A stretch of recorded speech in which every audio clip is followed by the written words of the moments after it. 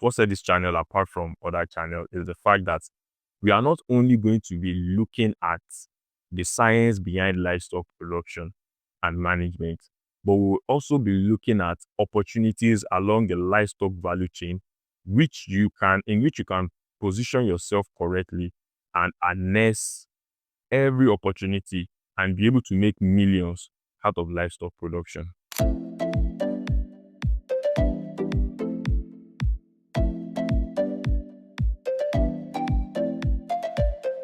Hello everyone, my name is Tumade Adetola Samson, your favorite animal nutritionist, and you are welcome to the DWC.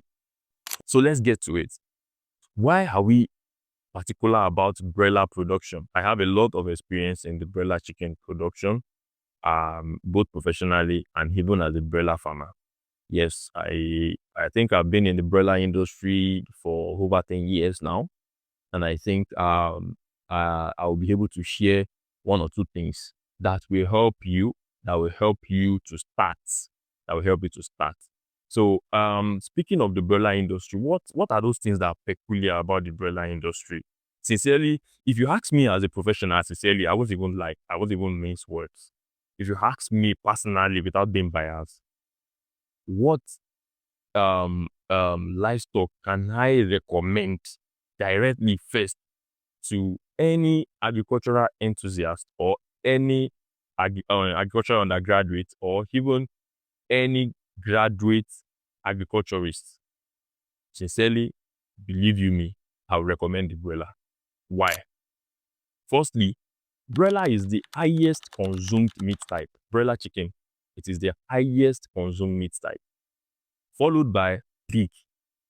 Yes, because I think the position is broiler comes first, then pig, then I think cattle comes third, if I'm not mistaken. So what does that tell you? It simply tells you that once you are in the broiler industry and you are producing chicken, you have existing markets. Gone are those days when chicken used to be a luxury. Yes, there was a time chicken was a luxury in Nigeria, where most people would rather prefer to buy eggs than buy chicken. But now, I think because of the similarities now in terms of price, when you compare chicken meat and beef, their price is almost comparable now. In those days, it used to be beef higher than chicken, but now we have both of them almost on par. So that is why a rational consumer would rather go for chicken, except for consumers who probably prefer beef. But normally, a rational consumer would rather go for chicken than beef.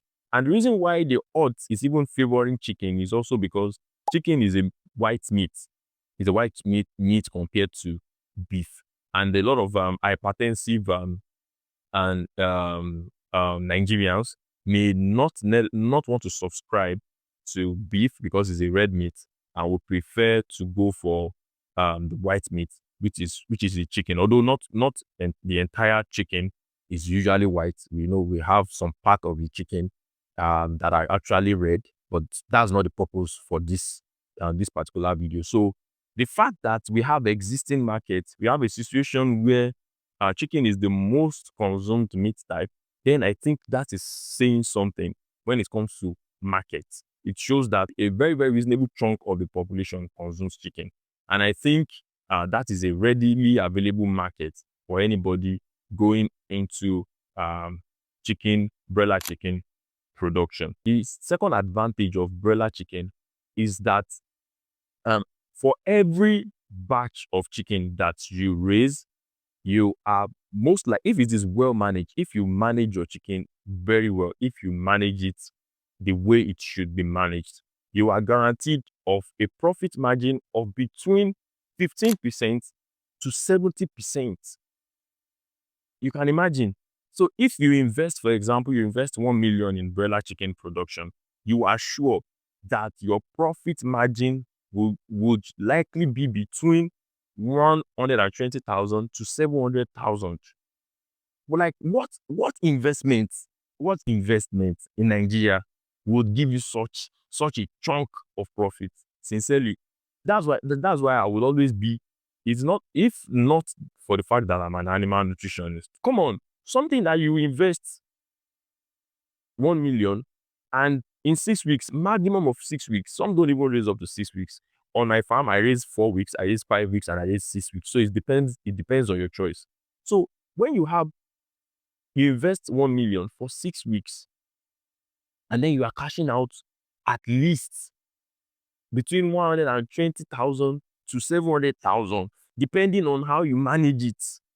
I think that is something that is a big deal. So you can do the math yourself in a situation where you invest, let's say 200,000, 300,000, 400,000, or even 500,000. So you can see why broiler chicken is actually a very, very good choice for any livestock farmer if you want to go into livestock production for the first time. And I think in other videos on this channel, I will also be sharing with us how to be able to raise at least 12 batches in a year. So that is a way of maximizing your profits even within a fiscal year. You can make at least on Domade farms, for example, we make at least 14 batches in a year, and you can even do more. So if you need any advice on how to make a lot of batches within a year, just reach out to me in the comment section, and sincerely, I will be there to guide you through. So thirdly, the reason why broiler chicken is actually a very, very good place to start for starters is the fact that broiler chicken has a very, very short generational interval. What do I mean by that? It means within 6 weeks, you are able to harvest. When you start your broiler today, for example, in the next 6 weeks, you will be able to harvest a table size broiler chicken. Now, that 6 weeks is not necessary. You may not necessarily have to raise till 6 weeks. There are some farmers that I'm aware of that raise their birds for 5 weeks. Even on Domade farms, we raise our birds for some of our birds for 5 weeks, some of our birds for 4 weeks, some of our birds for 6 weeks. Now, what would determine the duration which you raise your birds? It is simply due to your customer preference. We have customers who will preferably, want a 4-week broiler. The customer will give you the specification of the chicken you are to produce. Now, personally, I would advise, if you want to start, I won't really advise you to go for a 4-week broiler. Also, I won't really advise that you go for 5 weeks broiler if you want to start producing. If you ask me, I prefer birds slaughtered at 6 weeks. Why? Because when you slaughter your birds at 6 weeks, it is based on my experience now.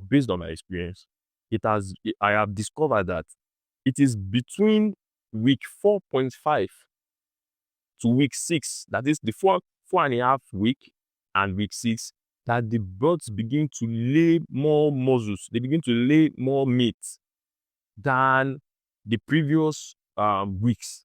So when you slaughter at week 4, it's more or less like you have, shut the birds off from maximizing their full potential.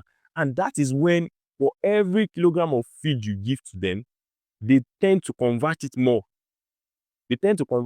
Yes, this is purely from my experience. And that is what I, recommend to people, and they've seen results. I've told you, one of the things we promised you on this channel is to be realistic. There is what science has taught us, which is actually very, very true. But there is that which you have also found out on the field, which is our experience. So now it's just left for us to find a common ground between what we were taught and the reality that we have. So if you ask me, in my own honest opinion, sincerely, 6 weeks is the best harvest time as far as broiler chicken is concerned. So another reason why broiler chicken is actually a go-to option for anybody that is just starting broiler production is because broiler production requires a relatively low starting capital. Yes, it requires a relatively low starting capital. If you want me to explain how you can use as low as 400,000, 500,000 naira as a starting capital for your broiler chicken, let me know on the comment section, and then I will put you through how to go about it. Because sincerely, I remember when I started broiler production, I think that was 2016. Yes, 2016 when I started broiler production. As at that time, if you have 100,000, at least we will be able to raise, at least we'll be able to raise 100 bots conveniently.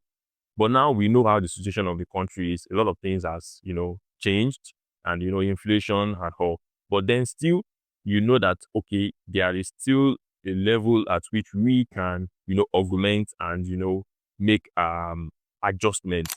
We started at Domade Farms. We started with 100 bots. Then from 100 bots, we moved to 200. From 200, it was always, double of our capacity.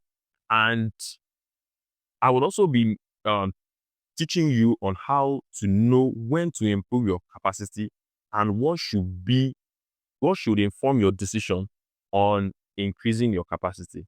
So we started with 100, we moved to 200, then 400, then from 400 we moved to 1,000. From 1,000 we moved to 2,000. 2,000 we became 4,000, and today I wouldn't want to say how much we have at the moment, but then I think it is something substantial. So that is just the benefits of broiler production. It has short generational interval. It is the most consumed meat type. It relatively requires a low starting capital. Yes, it relatively requires a low starting capital, just like I mentioned. And then the last point, is the fact that virtually all the parts of chicken can actually be consumed. So that means when you are into broiler chicken production, there is absolutely no part of chicken that you cannot sell.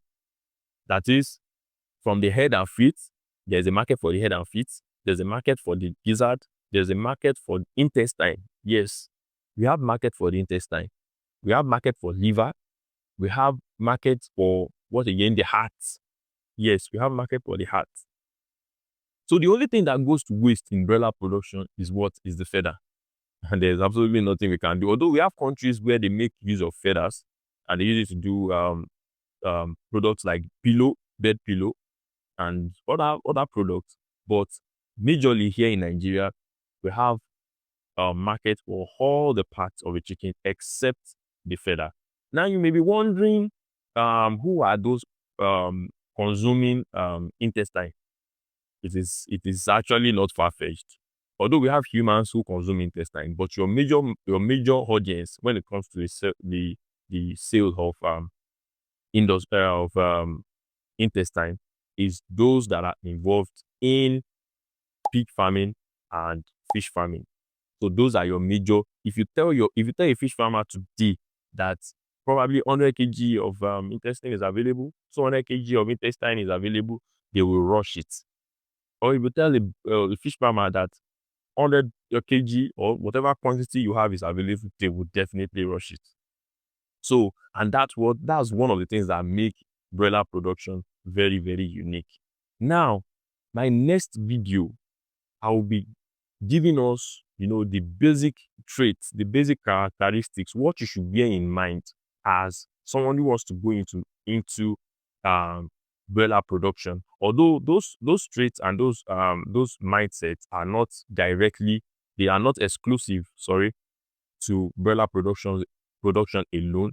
But then, for the purpose of the next video, where we'll be looking at those traits in terms of broiler production, we will only be mentioning certain traits. We're mentioning certain traits, certain attributes, or certain mindsets that anybody planning to go into broiler production should have before venturing into it.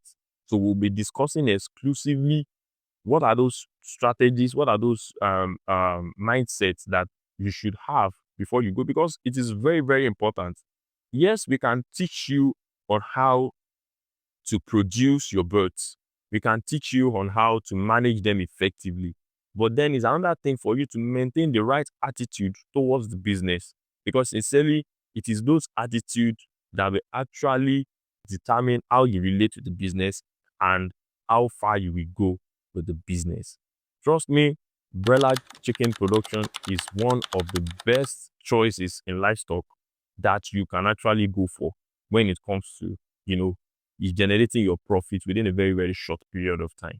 So in my next video, just like I said, we'll be looking at, the mindset a broiler production, a broiler producer or a potential broiler producer should have in order to be able to excel, be a millionaire, even be a billionaire in broiler chicken production. So if you have watched up to this moment, thank you so much. So just like this video, share, comment, and subscribe. And also, please don't forget to turn on your notification button so as to be updated when we release our next video. And also remember that the most profitable investment actually comes with a dirty white collar. I remain your favorite animal nutritionist, Rumadi Aditola Sampson. See you in my next video.